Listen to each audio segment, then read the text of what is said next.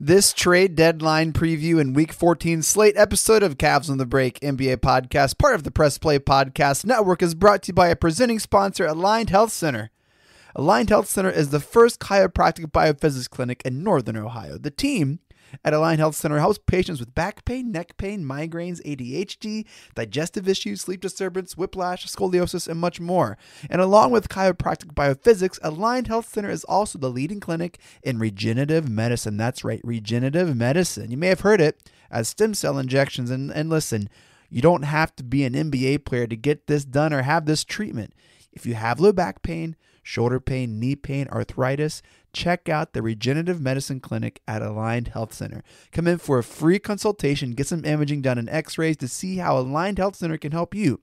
There are no multiple shots and is complete with physical therapy built into the process, so there's no downtime. And look, it gets even better. Aligned Health Center doesn't charge people for x-rays or exams, and they don't bill you later. They'll let you know right away, right up front, how much it is. They are transparent. They are number one for a reason. Call Aligned Health Center at 440-385-7357 or visit their website at alignedhealthcenters.com to make an appointment and to learn how Aligned Health Center can help you. Again, that's 440-385-7357 or visit alignedhealthcenters.com and make sure to check it out in our show notes. Also, we have to mention the Press Play Podcast Network. We launched a new show today. Up next, hosted by Kristen Ivy Lace and Christina Walter, is a show all about your favorite streaming content on Hulu, Netflix, HBO Max, Disney Plus, Amazon Prime, to name a few. If you love a show, they will talk about it. They're going to talk about genres of movies and television shows and what they're currently binging and watching right now. I know our first episode today, they're talking about Dead Poet Society. What a way to kick it off. We're kicking it off with a feel-good story. Yeah. Look, we still have the Phenomenal CBD podcast rocking and rolling. The Premier Fantasy podcast with Tito going over all the fantasy implications for the NFL free agency moves. Our Swinging the Tribe MLB podcast is back in action with the Cleveland Baseball Club in spring training. Jeremy Powell and I got you covered with our Browns content with the Orange is Orange and Browns podcast. And did I mention we're launching a new show today? Up next, the first episode drops today. Search for it wherever you listen to podcasts. Subscribe now. Don't wait. Be a part of the conversation so that whenever you go to work, talk to your family, you can talk about shows that they talk about and be all caught up to speed. Let us watch the shows for you. Up next, check it out. In this episode, Sam and I hope to never talk about Andre Drummond again. We also talk about JaVale McGee and Kevin Love at the trade deadline. Sam shares just a delightful Kyrie story from the locker room, and we review the Week 13 homestand for the Cavs. We also look ahead to the finishing of a Week 14 slate of games heading into Week 15. We're going to be recording Cavs on the Break every Tuesday evening, so we look forward to talking Cavs with you every Wednesday morning, Wednesday afternoon, or whenever you listen. Just make sure to check us out. All right, guys, enjoy the show. Iguodala to Curry, back to Iguodala, up for the layup. Oh, blocked by James. It's over. It's over. Cleveland is a city of champions once again. The Cavaliers are NBA champions. That sound means it's time for Cavs on the Break NBA podcast, part of the Press Play Podcast Network. I'm your host, Chase Smith, and with me, he's the editor and writer at 48minutes.com, your assistant editor at Outkick.com. He is our Cavs insider, national NBA writer Sam Amico. Sam lives right now with his phone plugged into the wall. Sam, how is trade deadline week treating you, sir? It's real interesting because it seems like all the talk is about like the same 10 guys this year. And I saw Kyle Lowry's name around today. I didn't expect he's that. One of the 10. Oh, okay. Yeah. I guess. Yeah. He'd be. Miami's making a big push for him. Philly, he's a Philadelphia guy, and they're making a big push for him. So yeah, he'd be one of the guys that you keep hearing being mentioned. Yeah. Well, hey, we're going to talk about the trade deadline coming up Thursday, March 25th, and then take a break and talk about the Cavs basketball playing. Sam, what is the latest on Andre Drummond? I've seen a lot. I've seen pictures of him in black and silver and white, like he's, already part of the Nets. Like he's in LA. Where in the world is Andre Drummond, Sam? Well, the Cavs, interestingly have two of those 10 main 10 guys that I'm talking about, and one's Andre Drummond, obviously. The other we'll touch on is JaVale McGee. But with Andre Drummond, the situation is difficult for the Cavs to find a trade partner because of the amount of money that his contract takes up on a salary cap. They have to take, close to equal money back or a trade exception back for him. Really only Boston has the trade exception that would work. So, it's difficult. It's sounding like a lot of the other opposing GMs kind of feel like their Cavs are going to have to buy him out because it's such a difficult trade to make. Now you could potentially get, a third team involved, more players involved. But those trades take a lot of work and a lot of effort. So I think it's going to be real tough for them to trade him, but it's not going to be impossible. And if his contract ends up getting bought out, if you're the Cavs, you have to look at it like, we have this money on our cap for the off season and gives us flexibility to make other trades, potentially sign some free agents. You lose them for nothing in that sense, which is not ideal, but at the same time, it's not the worst situation in the world if that were to happen. I'm about to send Andre Drummond an invoice for taking up so much airtime on the Cavs of the Break podcast, man. I'm so sick of talking about it. I'm sure it's just kind of like, if you're feeling that, Sam, I'm sure it's just all over the team and the organization.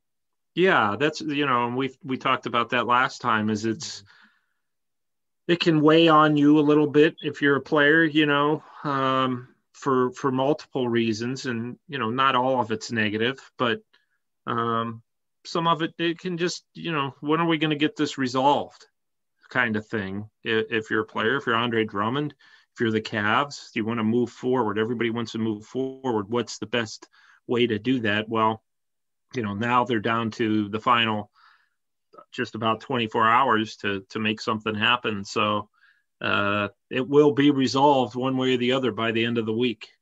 What would you say if you looked into your crystal ball, Sam? Where does Andre Drummond end up? It's sounding, I wouldn't know other than to talk to other GMs and hear what's being said around the league. And I ran something on the website, aggregated a report. I can't remember off the top of my head whose report it initially was, but the philosophy is that he's going to be bought out and end up signing with the Lakers. Maybe the thing is the Lakers can only sign him to the veterans minimum. That's all they have room to sign him. Does he want to go there and do that? Now that's one thing I'm hearing. The other thing I'm hearing is, again, they've been talking to the Knicks and potentially can work out a trade that way. And just hypothetically, I think a couple podcasts ago, I brought up Kevin Knox of the Knicks. Yeah, that's one of the guys that would be the centerpiece of their conversations. So, I think that's a possibility. New York's a possibility as far as a trade. I don't know that there are really any other strong trade candidates out there, but people they emerge all the time in the witching hour, the final minutes. And I suspect the Cavs will be talking Andre Drummond trade right up until 2:59, the minute before the deadline. So, and the Cavs want to trade him rather than buy out. Like that's their absolutely. Yeah. Yeah. Well, I shouldn't say absolutely. They don't want to take back a bunch of bad money, a bunch of bad contracts just to move them. They would rather free up that salary cap space and that flexibility. And then, you'll have that flexibility to mess around with for the rest of the year and bring guys in for almost kind of tryouts behind Jared Allen. If that's what you're looking for, if you want to sign some wing players or, G League players. And I suspect that will be the route that they'll take is guys who are available. We have a whole list of on 48minutes.com, a whole list all the time of current available veteran free agents. So they're out there. It's not the end of the world if you don't trade them. Sometimes in some situations it might be better not to trade them if if it means, hey, we're weighing ourselves down with more money that we really don't want. I wouldn't trade them. I would buy them out and say, you know what, now we have flexibility and we know who our core is, so we'll move forward with them and we'll get back into the draft and go from there. Sam, would you say the Andre Drummond experiment in Cleveland worked? Was that something that they looked back and said, yeah, we would do that again? Or is that yet to be defined? I think you have to wait till after the deadline to determine that. I don't think, the one thing that you have to consider is the Cavs gave up John Henson, Brandon Knight, and I think a second round pick or something. So you basically, and John Henson and Brandon Knight aren't in the NBA right now, so I mean, you basically, in that sense, you gave up nothing to get him. It was worth a shot. You knew it was going to be risky. You knew, when you made the trade, you thought, well, let's see where it goes. The worst thing that happens is it doesn't work out. And if it doesn't work out, well, we didn't mortgage the farm, far from it, to get him. You gave up basically nothing to guys who wouldn't have been on the team this year anyway. So I wouldn't say it was a failure, but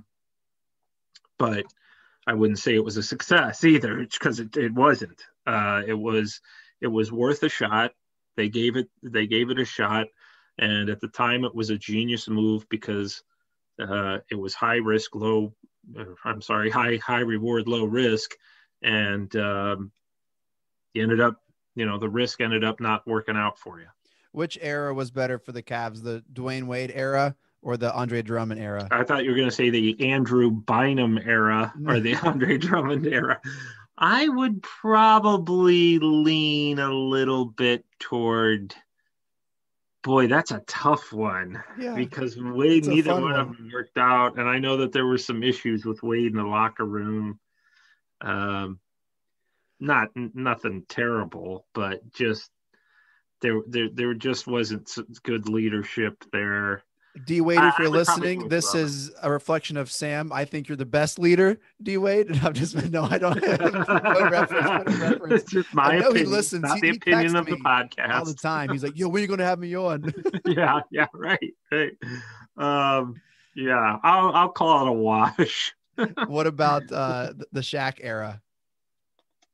Oh, I think the Shaq era was okay. I mean, they won a lot of games. Yeah. I think would they win 66 games maybe one year, and then they blew it in the playoffs. Yeah. But anyway, the Andre Drummond era, it was a thing. It happened, and I think right now that's all we can say about that. Yet to be defined here in a couple of days. We will know for sure, and then unless we meet them in the finals, Drummond no more. Yeah, Drummond you don't need to worry about it. No, by the time the Cavs, I suspect by the time the Cavs are back in the finals, we will have long forgotten the Andre Drummond era. All right, let's talk about JaVale McGee, the other kind of trending player that's in the zeitgeist that has the Cavs on people's lips. What is the latest on JaVale McGee, Mr. Amico? Well, the Cavs have been talking to a lot of people. A lot of teams have been calling about him. I think that they've probably been calling a lot of teams. That situation's obviously a lot different. McGee is still playing. He knows his role, loves his role. He's fine with staying in Cleveland. He may be even fine with staying in Cleveland, through this rebuild for the next 2 or 3 years. And I suspect that they will trade him because there's so much interest.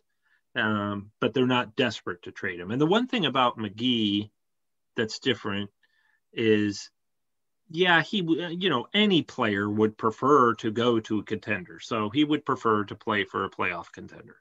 That said, if you were to trade him to the Chicago Bulls, the Washington Wizards, who are, by the way, very interested in him, Um, I don't know about the Houston Rockets because they're so bad, but just about anywhere he would be fine with it. He's not a guy he's won rings already. He's not out there ring chasing. If if the Cavs were to trade him and talk to him about it, I'm sure he would say, yeah, my preference is somebody who's in the mix, for a title, but do what you got to do. And I think that also, from everything we've heard, he'd be just fine with staying in Cleveland past the deadline if a deal is not reached. If you're the Cavs and all you can get for him is a second round pick, well, then maybe you don't trade him because he's fine with staying. And he's again, going back to last week, you need those veteran voices.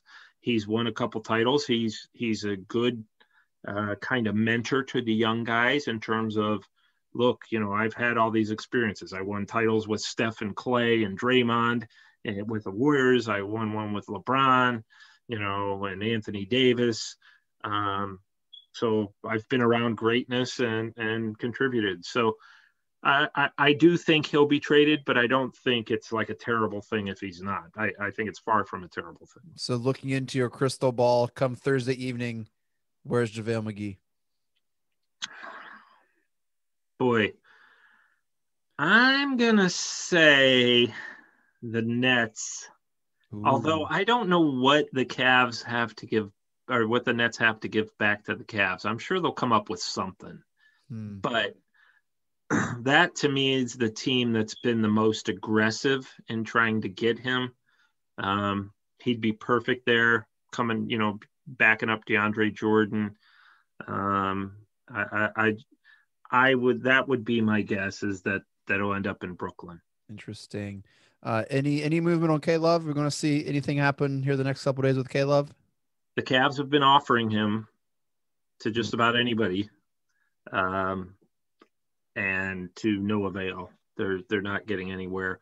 And opposing GMs will tell you the injury history, and his contract are too big. If you just had just the contract, which is 2 more years after this year, if you had that, then you might be able to move him to a contender. But then you throw in that he can't stay on the floor, and then you throw in, okay, so he has this contract. How do you make the money work if you're the Cavs, again, without hamstringing yourself to the point where it's like, well, why did we trade him for these 3 guys whose money is going to be just as bad? So I don't think, I think it'll take nothing short of a basketball miracle for him to be moved, but it's not for a lack of effort on their part. They are offering him. But if you're opposing GM, you're saying, okay, what's his status? Is he going to play this year? What's going on? Number one. And number two, I've got to talk, my owner, the team owner, into paying this guy who hasn't played. So it's almost impossible for them to move him. Yeah. Before we head to a break, Sam, any league surprises you expect over the next 24, 48 hours? We're just like, whoa, or what are you looking forward to most over these next couple of days? Do you enjoy this season of the NBA, this time frame? Yeah. I what's so funny is I love it and love thinking of the possibilities. What I don't like is how everybody wants to play for like 7 or 8 teams. There's Milwaukee now. Milwaukee's become a hot spot because of Giannis re-signing there for 5 years. Plus, people love losing in the second round of the playoffs, so I can see what they'd want to get there. Well, all the teams we hear that are trying to get guys like Lowry or Drummond or LaMarcus Aldridge from the Spurs. I don't like how everybody wants to play for the same 7 or 8 teams. I just think that's not good for the league. It's not good for the balance of the league. But that being said, I do enjoy following this. I enjoy seeing, okay, if Kyle Lowry goes to Miami, boy, what would that mean? That how good would they be? I think there'll be a surprise or two. Boston, Danny Ainge typically, yeah, and now we're hearing Malcolm Brogdon from the Pacers being mentioned. I'm like, man, if I'm Indy, I'm real reluctant to move him. He's so underrated. Yeah, I agree. And fits there so well. So I do love, the possibilities, and I think fans love the possibilities, and I like to engage with the readers and those who follow me on Twitter and stuff. I like to see their excitement about all this. And what's kind of a bummer is, all this build up to Thursday, you have some trades, and then Friday, it's like, okay, now we got to focus on the actual games again. Right. And don't get me wrong, I love the games, but it's just the buzz is dead until the draft, really. Yeah. You know what I love other than Kyle Lowry? A struggling Celtics team, Sam. A struggling Celtics team. There's so much that has become, I don't want to say a dumpster fire, but it's become that they lost to the Cavs in Cleveland. So we're going to take a quick break. We're going to talk about that and then look at kind of how the Cavs have tried to rebound over the last week or so. All right, we'll be right back. Hello, Brooks here with the Books with Brooks monthly book club podcast. We read one book a month and then we talk about it. Books like Stephen King's The Shining or Where the Crawdads Sing by Delia Owens. If you're on the hunt for book recommendations and enjoy sparkling conversation, come read along with us and then listen in. Want to hear more about your favorite TV shows and movies that are on countless streaming services? Then listen to Up Next with your new favorite hosts, me, Kristen Aviles, and me, Christina Walter. Every other week, we'll highlight one genre, but 2 movies or TV shows, one old and one new. We'll let you know what's hot and what's not from your favorite or least favorite streaming services. And be sure to stay tuned to the end of each episode where we shout out an artist whose name you should know for their talent in the industry. So follow us to stay up to date with your favorite hosts from Up Next, a part of the Press Play Podcast Network. Hi, my name is Jeremy Powell, co-host of the Oranges, Oranger, Browns podcast. Check us out anywhere you listen to podcasts. For all your Browns coverage, post-game, pre-game, anything you need Browns, you'll find it here on the Oranges, Oranger, Browns podcast.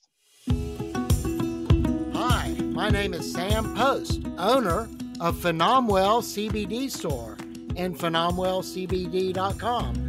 That's like phenomenal, CBD.com. Tune in where we talk with experts about how the amazing hemp plant can make a difference for people's health and well-being from the Press Play Podcast Network. Hey, it's Tito, host of the Premier Fantasy Podcast. Get all the news and analysis you need to dominate your fantasy league. I've been doing this as long as anybody in the business. I can help give you the edge in your leagues. It's the Premier Fantasy Podcast, part of the Press Play Podcast Network. You've been pining, you've been waiting for Rega and Rhoda to get back together. We got you. Press Play Podcast. We're ready to go. We're going to have our podcast with everything that you want. Browns, Cavaliers, Indians, Ohio State, the national scene. Kenny Rhoda, Michael Regai back together again. Make sure you keep your ears open. It's happening right here on Press Play Podcast. See you then. Hey, it's JD from the Hyman Podcast. I created this podcast to have hard conversations. Conversations that make us human but are also wildly uncomfortable. Conversations that help give voice to the voiceless and to the marginalized. Now you can listen to the entire first season on Apple Podcasts, Spotify, or wherever you get your podcasts from. Consider this your personal invitation to join the conversation. All right, we are back. Sam, what about all that stuff going on Press Play on the Press Play Podcast Network? We got a lot of things come down the pike, man. Tons. Yeah, Tons. a lot of great stuff. We've launched a new show today. Up Next, it's all about streaming content that you can watch on any streaming platform.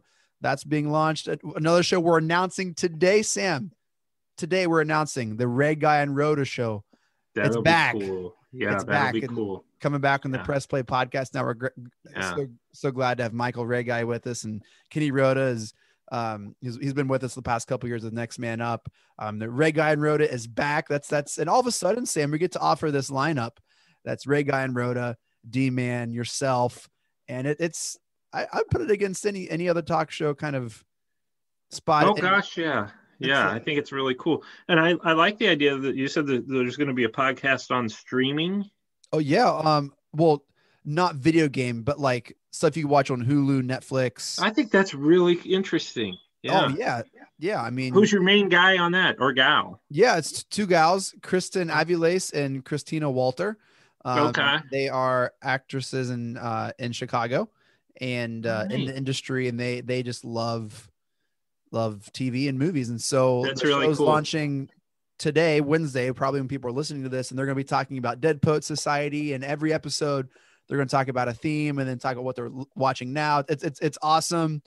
They're incredible. These girls are I'll great. listen to that. It's called Up Next. I'm real into believe it or not, I'm real into the entertainment industry. I just got a book today. I'm so excited. It's like 6 books thick. Oh my gosh. It's so huge. And it's all about the terrible hair metal industry of the late 80s. Like Poison, Motley Crue, all those terrible bands that I hate. I've hated forever. But the book, the guys who wrote it, one wrote for Rolling Stone, and one wrote for Spin, and I've enjoyed their work over the years. So I like good kind of entertainment writing and that kind of stuff. And so I bought it. It's like $40 with a delivery charge. My wife was like, "Oh my gosh, you couldn't wait?" And I'm like, "No, I had to have it." Yeah, these girls are great. They're brilliant. They're fantastic. They're hilarious, and they know their stuff. So we're really excited about that. Up next, check it out: Spotify, Apple Podcasts, wherever you listen to podcasts. But hey, let's talk about the Cavs because they struggled out of the All-Star break, but Sam, there it seems like they've kind of come back and they're playing decent basketball, at least competitive basketball for that matter. They closed out week 13 with a 4-game homestand. They hosted the Celtics on March 17th last week, and they beat the Celtics 117-110. Sam, what is going on up in Boston? Yeah, it's been a mess. They're not very deep. So when one of the starters goes down, whether it's Kemba Walker, Tatum, or Brown, they don't have a lot of people that are capable of replacing them at that level. And they're way out of sync, which is weird. And I heard all those rumors, I think, excuse me, maybe you did too, about Brad Stevens. I started him. Yeah. yeah, it wouldn't surprise me. But him potentially going to Indiana University, and I thought, man, he should do that. I thought he should. Wow. He's an Indiana guy. He took Butler to back-to-back NCAA championships, and I think that the players there like Brad Stevens, but I just think that eventually, Larry Bird always used to say, when he played, he got tired of hearing the same coach's voice after 3 years. And when he coached the Pacers, he stepped down after 3 years for that very reason. He's like, these guys need a new voice. He was a great coach. I mean, not like no one was asking him to step down at all. No. And I think that he, is he the last coach, the only coach to get the Pacers to the finals? I think so. Yeah. So either way, the point is that maybe that those guys have all been together too long, and maybe we'll see a little shakeup there before Thursday as well. Danny Ainge has not made in-season trades. Yeah, but I think there's a good chance that could change before Thursday. Well, they've been sitting on like this excellent young core for like now it seems like years, and they've just not done anything with it. And so, there are a lot of colleges, Sam. There are only a few NBA teams. And that's true. Yeah. Well, the Indiana job is that should be, because they used to be such a power. And I mean, people in that state are just so basketball crazy. Yeah. That, and I mean, Brad Stevens was brilliant at Butler, just brilliant. So, well, we will monitor that. Friday the 19th, they hosted the Spurs. They lost 110 to 116. Sunday hosted the Raptors. They defeated the Raptors 116 to 105. Monday they hosted the Kings. They lost 119 to 105. Sam, they're now 4 and 6 in the last 10. Yeah. The past week, what have you noticed that you've liked to kind of see the team play? What have you liked in the development? Like what has stuck out to you over these last 4 games that you were like, hey, like that's something they can work. Like, well, hey, yeah, that's good. Right. To me, first of all, these are the unevenness, the inconsistency of a young team. You beat Toronto at home and you look great, and then you're super flat the next night against the Kings. I will say this: the Cavs, JB Bickerstaff rode like as he should have. He kind of rode the starters, played them a lot of minutes, as he should.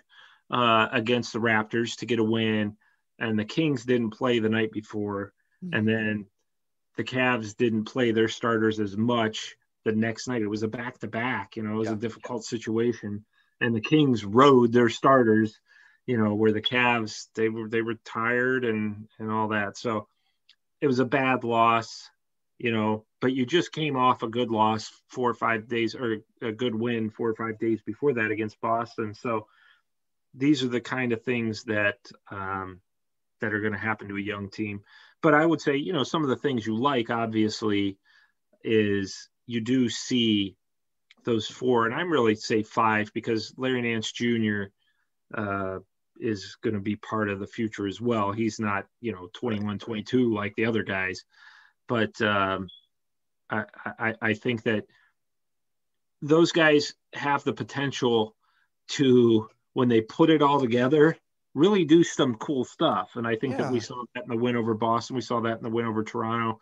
We've seen that earlier this year. But what they need to do, obviously, is start doing that more consistently, and not winning, but being competitive and playing the right way more consistently as the season goes on, particularly after trade deadline. And I think that the Drummond situation is kind of a distraction, even though, because the players are probably like, we're all talking about it. What do you think they're doing? They're his teammate, and they're probably thinking, well, what's, obviously he's not going to play and it doesn't really impact me, but it's still here, and it's hovering over us, this inability to come to a resolution. So it does weigh on you a little bit, but hopefully once that's all resolved, and not just that, but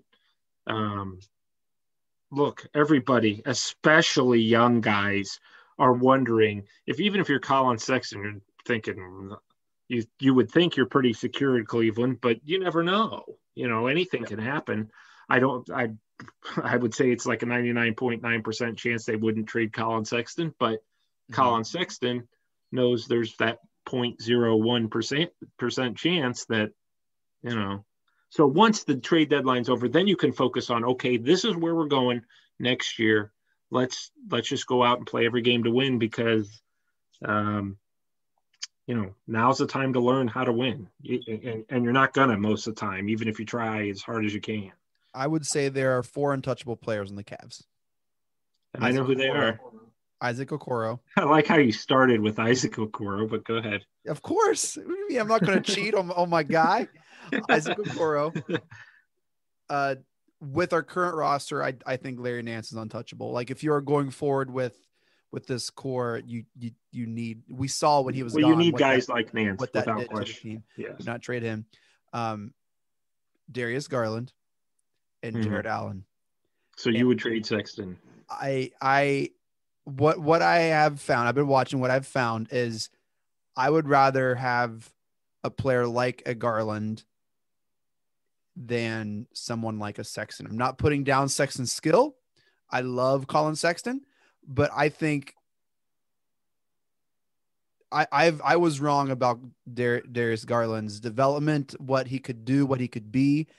Sam, he's a delight. Well, sometimes I wonder if, and I don't say this like Sexton's trying to do this, but sometimes I wonder, is he holding them back a little bit? Because he's so he's so ball dominant, and I love Sexton. I do hate too. to see him go, but I do wonder and maybe he's not, but I'm just saying in my own mind when I watch the game, sometimes I think, is Garland not becoming everything he could be because he's playing alongside a player who's his size, young, and I'll say this: we've seen very Sexton's ball-dominant. ceiling. I think we've seen what Sexton can be. Right. Can be. I agree. I don't know if we've seen Garland's. I mean, who would you compare I agree. Garland to currently in the league right now, Sam? Boy, that's a hard. Is it comp? What is like a Kemba maybe? Like a. Yeah, I mean, I don't know. I can't gauge really what his ceiling is. And I don't know what, I mean, to me, I don't think that they're going to be able to keep that backcourt. I don't think that that's the backcourt of the future. I think one of those guys is going to go. And again, it's not because of any animosity or any of that. I just think maybe they're not a fit. Maybe it's just, and it's probably too soon to make that assumption, but at the same time, maybe like a better offensively Ricky Rubio. I don't know. I hope he's better than that. But I'm just trying to, like, ball movement distributor, his decision making is getting better. He's definitely getting more comfortable playing the point. And I mean, that's tough position that's the toughest position to really kind of make that leap as a freshman in college to, every once in a while you'll have an otherworldly type of guy who can do it, like Kyrie, but most of rookie point guards that come right out of freshman year or right out of high school, when that was a thing, they're going to struggle those first couple of years. And I think he's made some nice strides. So, it's hard to tell. It's hard to project because there's so much at play, and I the key is, does he fit with the other guy? And I don't know that the answer to that's yes. I don't know that it's no, but I don't know that it's yes either. So what I've found is just the importance of Darius Garland, like when he's out, especially with an injury, not playing at all, different team. When he's in, I feel comfortable and like, oh, okay, like we're gonna get into a set. It's gonna move. It's gonna work. The development of Isaac Okoro, in my brain, he can do no wrong. I'm just like, oh, buddy, it's okay. Like whenever there is an issue, like, oh, it's okay, buddy, you'll figure it out. I've seen like slowly, like his development that's slow, but there is development, and I'm just excited to see. He's definitely better now than he was at the beginning of the year. Just you wait. He'll be young Andre Iguodala in 2 weeks. And then just how Nance is really the glue, and we've seen that. That's a popular phrase people use. It guys always a glue guy. Nance is a glue guy and more. And that's what I've noticed this week. Sam, you touched on Kyrie. I don't think I've asked you, do you have like a Kyrie locker room story, like a Kyrie story that you'd be able to share? What's funny is I always had a strong rapport with Kyrie. And kindred spirits. You're both flat earthers. That's it. That's what it is. Yeah. We're both free spirits. No, I think it's because I was here, when he got drafted. I was here, and I was working at Fox Sports Ohio, and I was doing some TV interviews for their Cavs preseason show, and I interviewed him. It was right after LeBron left. Yes. Yeah. It was like they played a season and then Kyrie came. So I interviewed him then one-on-one kind of, and just, I don't know what it was. I think maybe some of the players look at me as kind of like, the old guy who's safe and not going to be, I don't know. That's all I could come up with. Cause but the funny thing is, yes, I do have a Kyrie story, and I don't know why this happened, but somebody asked him a question. I don't know what the question was. I think it was, what happened there in the third quarter? And Kyrie looked at the guy, and this is kind of how Kyrie was. And he said, you were there. You saw the game. I wasn't aware of that. And then the reporter told me, and I showed up to the Kyrie media availability late after the game, like just 30 seconds late. I think I was talking to somebody, and I walked straight up to him, and I said, Kyrie, what happened there in the third quarter? Oh, no, you didn't. Oh, no. Yeah, I asked him the same question, and he smiled, and he talked and gave me a great answer exactly about what happened in the third quarter. And then we walked away from our little huddle there around Kyrie. Yeah. And the reporter was like, I had just asked him that same question, and he said, you were there. You were at the game. Oh, my God. And then he was all nice to you. So it's kind of funny. I laughed, but I always had a good rapport with Kyrie, and which is not very common, it seems, in the media. Yeah. And that's not to say he's just kind of standoffish to most of the media, and it's kind of funny, and his best friend from New Jersey moved here with Kyrie and ended up, unbeknownst to me, was coaching my oldest boy, like when Kyrie played for the Cavs in Brunswick. Oh, no way. Yeah, he ended up coaching, and then he lived with Kyrie here. Yeah. Wow. Which was funny, and he decided to be a volunteer coach at this thing, and he was a great guy. I can't remember his name, but so yeah, Very cool. I always had a good rapport with. We'll start calling you Uncle Sam, Uncle Drew's friend, man. That's right. That's right. Hey, so the Cavs start another West Coast road trip, Sam, going into Slate 15 this Wednesday at the United Center. I love the United Center, Chicago. Oh my gosh. Oh yeah, it's a great numerous building. games. Yep. I was at the D-Rose playoff game winner. Wow. The one where LeBron hit one like the next game or something. Yes. That was super cool, but it's almost, I mean, growing up a Jordan fan, I had the at guard 6'6" from I had all that memorized. My first game, United Center, it was like a religious experience, man. Like I was like tearing up when you hear that. Yeah. It's just like very much. Isn't that sad? My wife never, she'll laugh at me, but I'm like, honey, you'll never know what it's like to tear up at a sporting event. Oh my gosh. She says, yeah, I'm kind of glad about that. And I'm like, no, you're not. It was special. Yeah. What a great building. They're in the United Center against the Bulls at 8:00 Friday. Staples Center against the LeBron-less Lakers at 10:30. Then they travel to Sacramento to try to get that game against the Kings. 10 o'clock on Sunday, and then Monday the 29th they kick off Week 15 at Vivint Arena against the Salt Lake City, Utah Jazz. Sam, Cavs go 500 again this week? No, they're not.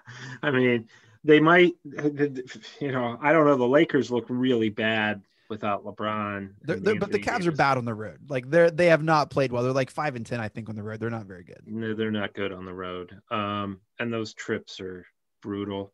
Yeah. Well, you're certainly not going to beat Utah. Yeah, that's an L. We'll give them an L for that one. Well, so Sam, they beat the 76ers. Yeah, well, they play these teams. They play these teams tough. They overlooked the Cavs. They will. They'll play. Those those last trips. They're those trips where you play the best team at the end. Yeah, those are always terrible. But I'm thinking, if they're going on this road, this trip, and if they can get one, that's a victory. Yeah, I'm going to say 500. I think they pull.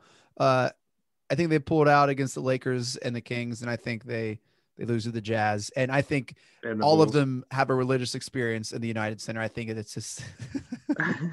I barely have seen the Bulls play this year, which is rare. I mean, normally when I'm flipping through, they're on, but I just have not. I haven't had a chance to see them very often this year. So it's hard for me to gauge where they will be.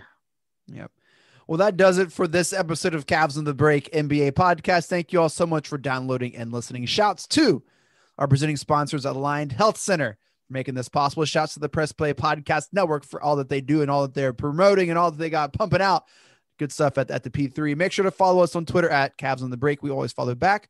Follow Sam on Twitter at Amico Hoops. Catch all of his work and writings at 48minutes.com and outkick.com for all breaking news, insider info, and more. Don't miss out. Sam, any final thoughts? No, I think, the Cavs aren't going to, I'd be surprised if they make anything that's like everybody's, wow, what a trade.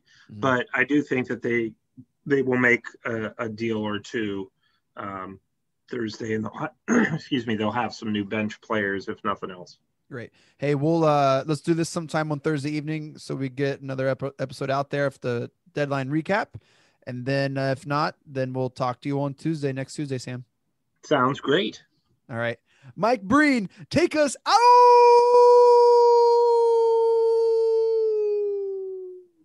Congratulations, Cleveland. Your decades-long wait is finally over. The Cavaliers are NBA champions.